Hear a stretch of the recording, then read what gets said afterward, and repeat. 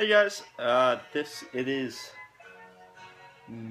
February 19th or the 18th of 2015, and I figured I'd do a gun collection video.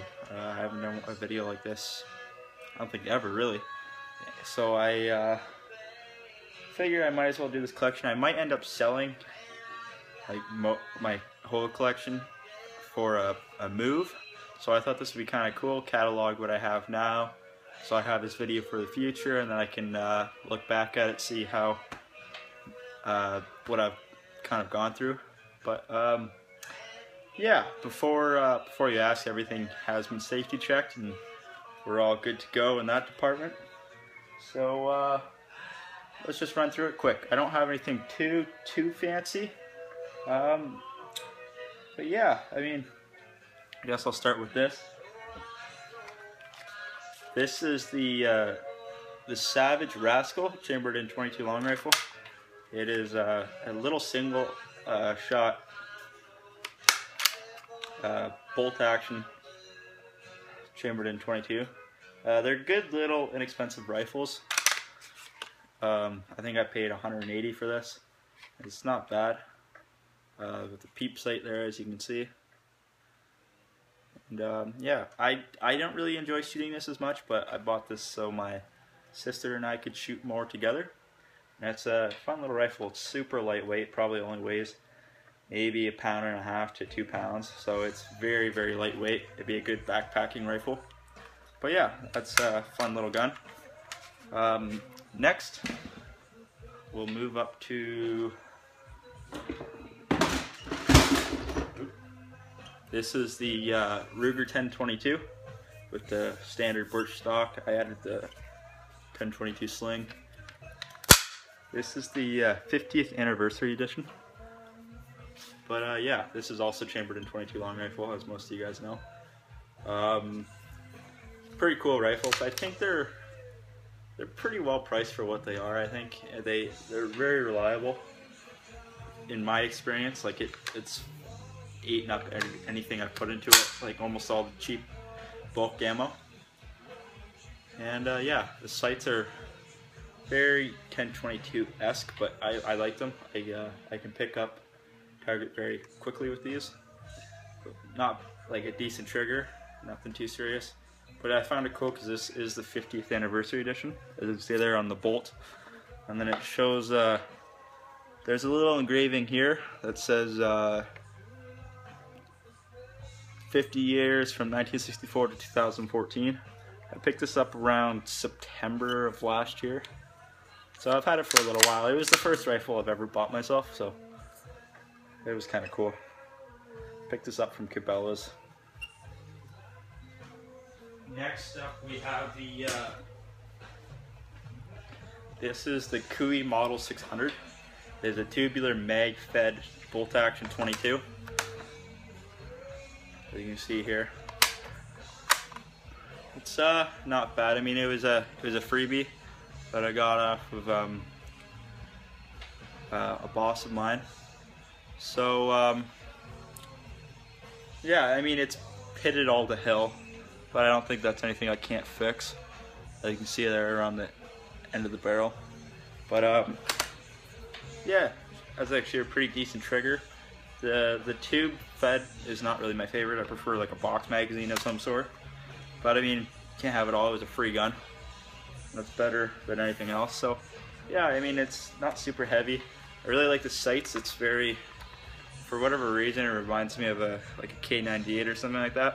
Just the way the sight picture goes. I don't know why, but yeah, not a bad little rifle.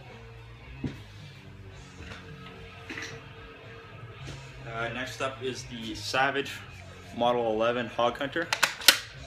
This is chambered in .308 with the safe action trigger. I'm not huge on this trigger actually. Like I find it doesn't break for me the way I'd like it to all the time. But yeah, it's super smooth bolt. Nice iron sights. I haven't put an optic on this yet. I don't even think I will, because I'll probably end up just selling it. This was kind of an impulse buy, more or less. I'm kind of wishing I got the same model in 223, but a really nice cushioned butt pad here. Like I said, super smooth bolt, has a 4-round internal box magazine, and it's also threaded for a muzzle device. So we can't own suppressors here in Canada, but I have a Troy Claymore 30 caliber brake, but I only put it on there. I'm just gonna sell this with the rifle when I sell it, and yeah, I mean it's a cool rifle. Pretty heavy because it's a full bowl barrel, or not a full bowl barrel, but pretty close to it.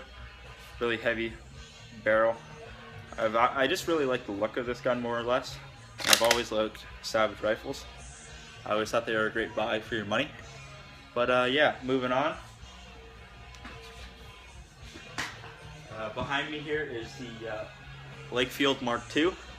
This is basically a Savage Mark II before Lakefield was bought out by Savage. So this is chambered in .22 as well. I have 4 .22 rifles in my collection, but I'll end up selling this. I got this thing for a steal too. I think I paid 50 or 60 bucks for it, and it was in not super great condition. I had to do a little bit of work, but you know, it's not bad. Pretty accurate little rifle. The trigger could be better, but and I have a really hard time picking up the sights on this gun, but it's just a fun gun to shoot. That is. But yeah, not bad. See here, I have nothing too interesting, guys. It's mostly all long guns. But yeah, that's the last 22 in my collection.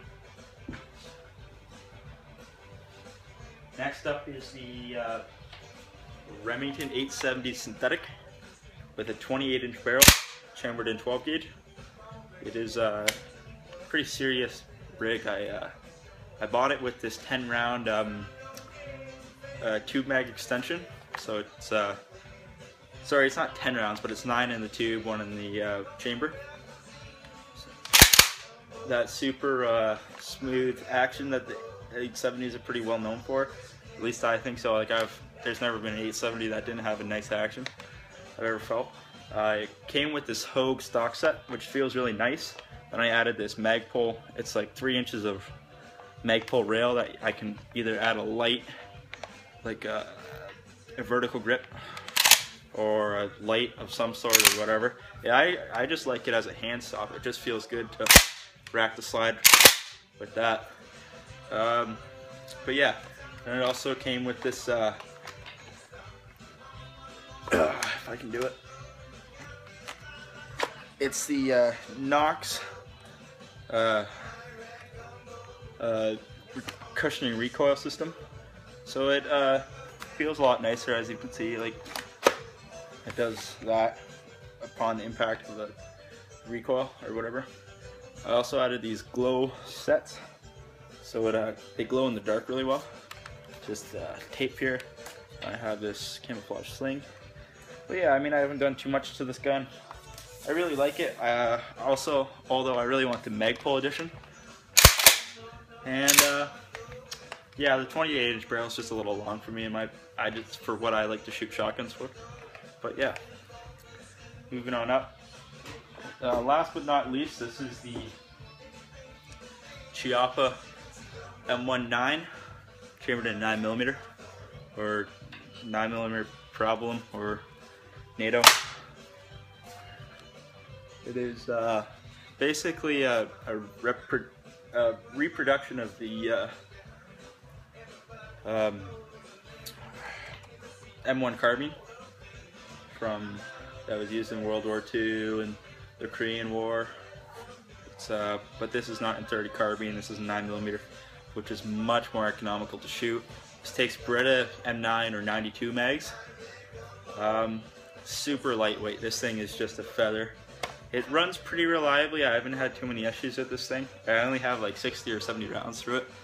But yeah, just the overall, I've always loved the M1 carbine, so I figured this was just the best way. It's super greasy right now, because I just have it all lubed up for storage. And I'm gonna be sad to sell this one, but you know, what can you do? You gotta do what you gotta do. And Had a bad little action on that guy. But yeah, that is my whole gun collection. Really appreciate you guys watching all the way through. And put that back. And you have a good one. Thank you.